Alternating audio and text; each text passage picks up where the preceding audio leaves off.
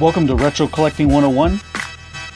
Tonight's episode, Battletoads, my top 3 Battletoads games.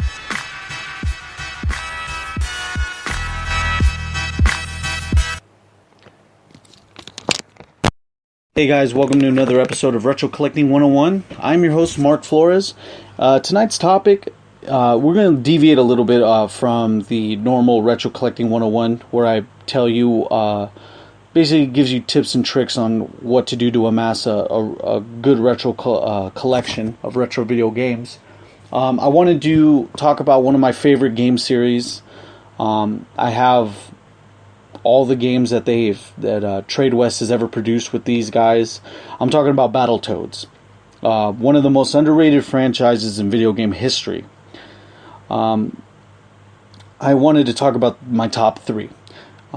When Trade West put out Battletoads for the NES and for the Super NES, Game Boy, Sega Genesis, etc., they were taking a huge risk. Following the meteoric success of Teenage Mutant Ninja Turtles, every company was looking for their diamond in the rough. You're talking Samurai Pizza Cats, Street Sharks, Extreme Dinosaurs, Biker Mice from Mars, Avenger Penguins, Cowboys of Moo Mesa, Stone Protectors, Mighty Ducks Animated Series, Captain Bucky O'Hare, Mummies Alive, and Road Rovers. Out of all these copycat anthropomorphic mutant animal franchises, none were as more successful as Battletoads. The Battletoads had a short-lived animated series, but were actually known more for their entertaining video games. Before I get into the countdown, I want to make sure I get the commercials out of the way. Tonight's Retrocollecting 101 episode is brought to you by Game Swappers. Game Swappers, buy, sell, and trade your retro games and next-gen consoles. That's PS4 and Xbox One. You can come into contact with Game Swappers via Instagram at GAMESWAPPERS. That's GAMESWAPPERS. Game Swappers, buy, sell, and trade. Keep in mind, guys, that if you do share which one of my podcasts, whether it be Retrocollecting 101, the pay-per-review wrestling podcast, or the very entertaining Mark and Andre show, you'll be able to get 10% off towards your retro game purchases, or you'll be able to get 10% more towards your retro game trade-ins. Simply take a screenshot, simply share throughout any iteration of social media, Facebook, YouTube, Instagram, what have you, and then just take a screenshot of what you shared, and then just show anyone working at Game Swappers, and they'll be able to get you your 10% off, or 10% more towards your retro game trade-ins. Whatever you want to do in that regard. Anyway, we're talking Battletoads. My top 3 Battletoads games as well. But what I really want to emphasize in my previous segment before the commercial break is that there was a lot of copycats in the world of the 90s animated series, where if you had a good animated series, you were going to have a contract with Playmates, and Playmates was going to make your toys. And you were going to sell those toys and you were going to make money. So, what people wanted to do with the success of Teenage Mutant Ninja Turtles, they wanted to make their own anthropomorphic mutant animal franchise.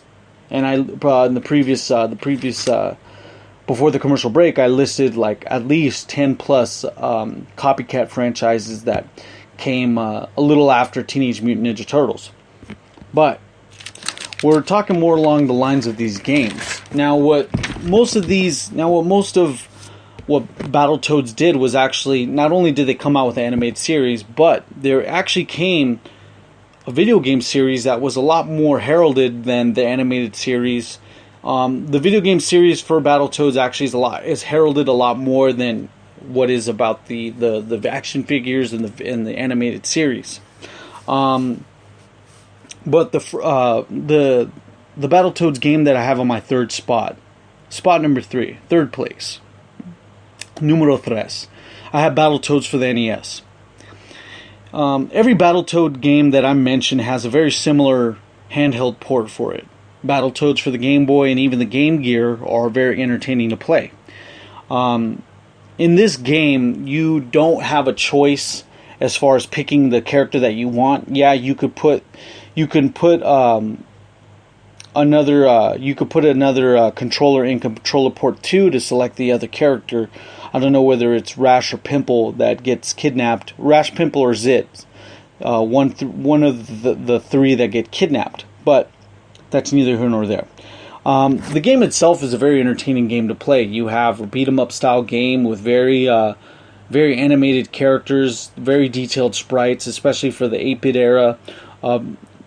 Very intense, fast-paced levels. A lot of platforming as well for you to advance through the level, and then very difficult bosses.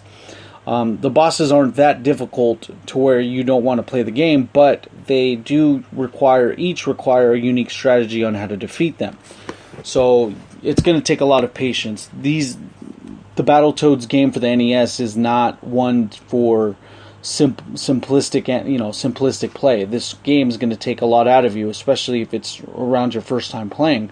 You're going to experience dying over and over again, but the more you play, the better you'll be off being successful at it once you beat it. The first Battletoads is climbing up there in price, so just make sure to purchase the cart, or you can go the less expensive route and actually purchase it on the Game Boy. The Game Boy ports for most of the games that I mentioned today are very close ports to that of their 18-bit successor. So if you don't have an NES but you have a Game Boy, just try to find Battletoads on the Game Boy. It's a almost very similar style gameplay, but it'll get you through, and it's near a good port to where it's very similar to that of the Nintendo. But nonetheless, this game's very entertaining to play. Battletoads for the NES has a good blend of amusement and difficulty. The levels are very vast. As far as platforming goes, very vast and colorful.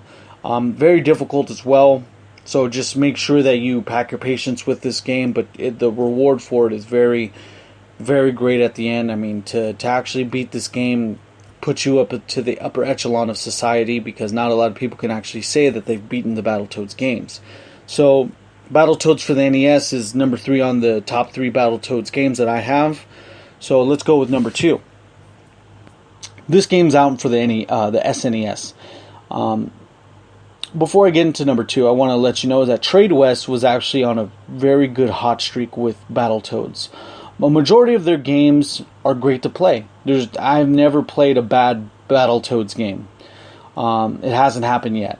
Even the characters, even the Battletoad character that's available on Killer Instinct is actually still good to play. I mean, there's not really a bad Battletoads game, but this top 3 was very difficult to do because there isn't a bad Battletoads game to play. The second pick I have on this top 3 is Battletoads and Battlemaniacs. Now, this game looks and feels to me like an actual arcade game.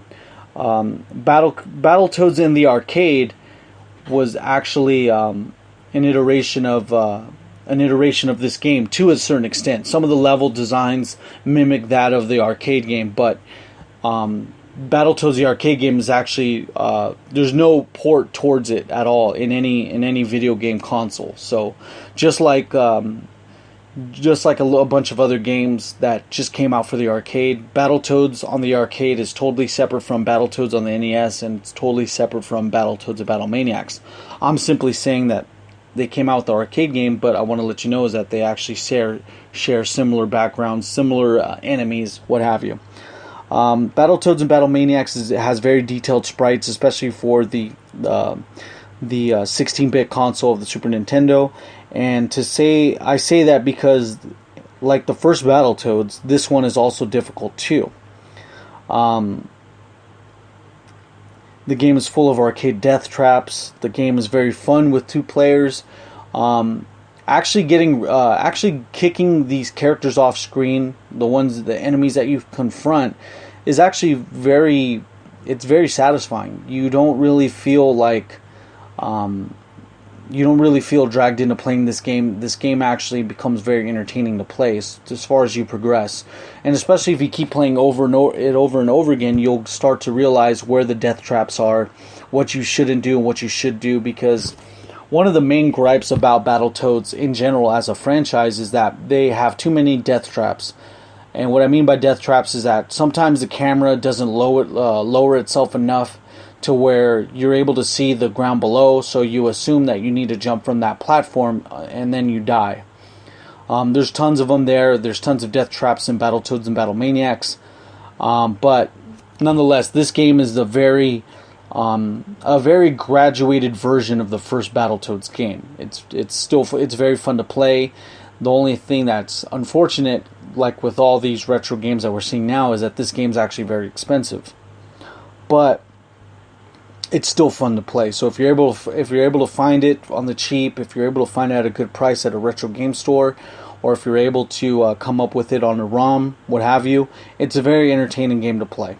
Battletoads and Battle Maniacs is my second favorite Battletoads game. And let's get to number 1. Now, I might get a lot of flack for this number 1 pick, but if you guys know me to a certain extent, you'll know why this game is actually the best out of all the Battletoads games. Battletoads and Double Dragon, the Ultimate Team, for the SNES. And the SNES and Genesis and Game Boy, but nonetheless.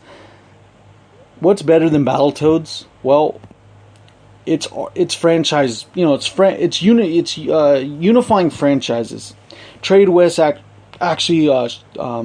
actually had the licensing to produce a Double Dragon game on the SNES called Super Double Dragon. After Super Double Dragon came out, Battletoads and Double Dragon came out after. Now, this game is super awesome to play. It's personally my favorite. Double Dragon's personally my favorite beat 'em up franchise. So granted that the game that unifies both Double Dragon and Battletoads is the best Battletoads game. This game starts off in a future. You're on top of this spaceship, and you have to defeat all these enemies, and it's just really fun to play. Like you actually feel a lot more immersed in this game, that you're in outer space than the other two. The details on these sprites when you actually get rid of an enemy is actually very entertaining. So say if you have like a long baton like how Donatello has, you'll be able to stomp the enemies into the ground and like peg them down. And these are funny animations to see these enemies get kicked off. And you're able to pick Jimmy Lee, Billy Lee, and you're able to pick all 3 Battletoads as well. I want to emphasize that this game is very fun to play. It's the best Battletoads game to play, but not just because Double Dragon are involved, but the fact is that this game is very intense. It's the hardest Battletoads game to play, but the rewards will show up at the end. Like you will actually feel more committed to playing. It's very entertaining to play, short and sweet, but it's also a very great pleasure when you actually kill an enemy. I think Billy and Jimmy are great to use in this. I think I use them more times than I use the Battletoads. But the gameplay between the 2 franchises is flawless. Both controllers are similar to any character that you play. But one thing I want to tell you is that with Battletoads and Double Dragon, the Nintendo and the Game Boy port for this game, because it came out for the Super Nintendo, the regular NES, and the Game Boy, all 3 versions have very, very similar qualities to them. Not saying that, graphically they'll all be limited. Keep in mind they actually came out with the Genesis version of it too, but they're all very similar, and that's funny to say because even on the NES, you can still you could still see a lot of graphical similarities to that of the SNES and to that of the Genesis. It's just this franchise, you could tell that no matter what console that they ported it to, was actually you could tell that Tradewest was very invested into these characters and into this because the quality shows. If a game transcends all ports of it, despite graphical limitations and despite releases, I mean, that just goes to show you that the quality's there, and the game's going to be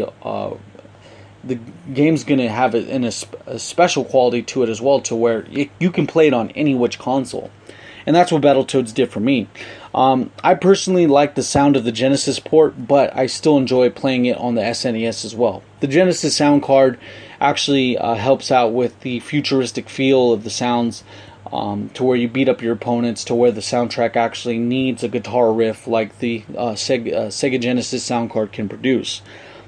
But what I want to get to my final point is that Battletoads, to me, is a great second place to that of Teenage Mutant Ninja Turtles 2. Teenage Mutant Ninja Turtles 2 as a franchise, whether you're talking the comic books, the animation, the toys, the video games, they hold the highest tier of being the best mutant animal anthropomorphic team of all time. There's no other better team than that, because no one's ever thought of the idea to where, let's make turtles that are mutants, they're teenagers, let's make these guys, and by the way, they're turtles. Like, let's go with this idea. That, to me, at any board, whether it's a business board or like if someone was trying to pitch that idea to me, I would kind of shy away from it. But long story short, we're here talking about Teenage Mutant Ninja Turtles as well. With Battletoads, Battletoads is at a second place, a very low second place, but they still hold their own. They're still a cult following. People still enjoy playing the games. I mean, these guys have their own identity, yet you can tell where they pay their homage to. I mean, Ninja Turtles and Battletoads are very similar things. I mean, not to put so much emphasis on the comparisons, but it's good to see Battletoads actually have its own identity and not be associated more with being a copycat. But if you guys ever do see Battletoads for the first Battletoads, or if you see Battletoads and Battlemaniacs, or if you see Battletoads and Double Dragon, the Ultimate Team, if you see them anywhere to be found, they're all great games to play. Trade West put a lot of good quality into these games. I frequently play most of the Battletoads games myself, but with this top 3, I wanted to show you that. Anyway, I want to let you guys know that this paper... excuse me. I'm getting confused with my podcast here. Nowhere were Battletoads ever wrestlers. And I was going to say thank you for tuning into the pay-per-view wrestling podcast. That's why I like it live. Thank you guys for tuning in to another great episode of the Retrocollecting 101 podcast. Retrocollecting 101 is brought to you by none other than my proud sponsor, Game Swappers. Game Swappers, buy, sell, and trade your retro games and next-gen consoles. That's PS4 and Xbox One. You can come into contact with Game Swappers via Instagram at GAMESWAPPERS. That's GAMESWAPPERS. Game Swappers, buy, sell, and trade.